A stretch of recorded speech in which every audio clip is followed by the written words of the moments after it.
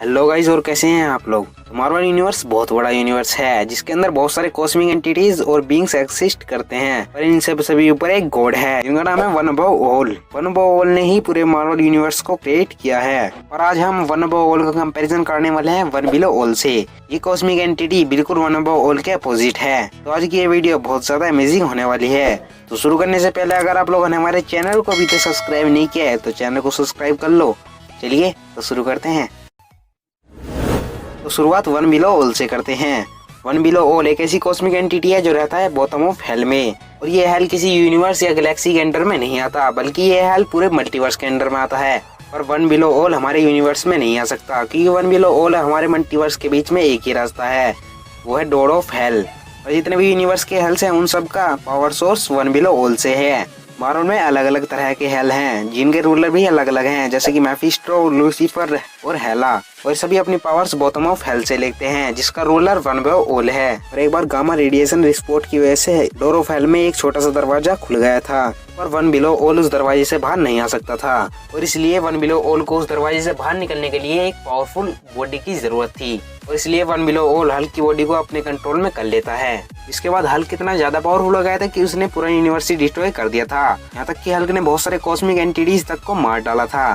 तो अब अगर हम वन बिलो ऑल की पावर्स की बात करें तो वन बिलो ऑल के पास है unlimited strength, durability, speed, reflexes, size shifting, shape shifting, telekinesis, telepathy, energy manipulation, energy projection, reality manipulation, mind control और टच टू डेथ जैसी पावर्स हैं। वन बिलो ऑल अपनी डुप्लीकेट्स बनाने के साथ साथ किसी भी गैलेक्सी, यूनिवर्स या मल्टीवर्स को क्रिएट कर सकता है और उसे बाद में डिस्ट्रॉय भी कर सकता है। यहाँ तक कि वन बिलो ऑल डीमंस की आर्मी को क्रिएट भी कर सकता है। और इस सब के साथ साथ one below all omnipresent, omnipotent और इमोर्टल है। तो वन बिलो ऑल के बाद बात करते हैं वन अबव ऑल की।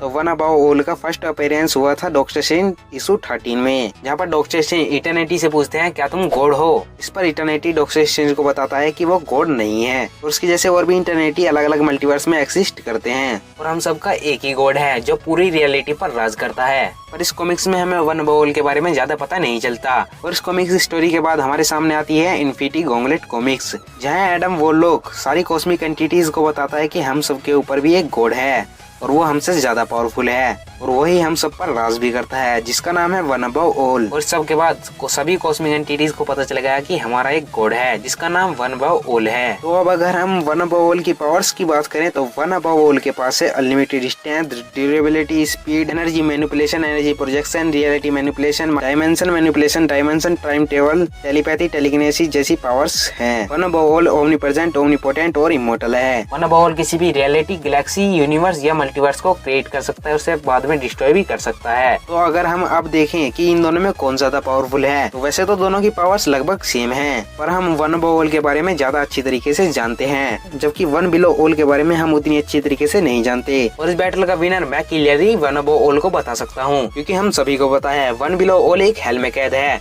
और उसे हेल में किसने कैद किया होगा। तो I think one below all को वन अबव ऑल ने उस हेल में कैद किया होगा। तो आप लोगों का क्या ओपिनियन है, इस बैटल का विनर कौन होना चाहिए था, प्लीज कमेंट्स में जरूर बताइएगा। और इस टॉपिक से रिलेटेड कुछ भी डिटेल अगर मुझसे मिस हो गई हो तो वो डिटेल भी मुझसे नीचे कमेंट्स में जरूर शेयर कीजिएगा। और वीडियो अच्छी लगी हो तो लाइक शेयर कर देना एंड चैनल को अभी तो सब्सक्राइब नहीं किया है तो चैनल को सब्सक्राइब कर लो। तो मिलता है हमारी नेक्स्ट वीडियो में, तब तक के लिए bye and thanks for watching.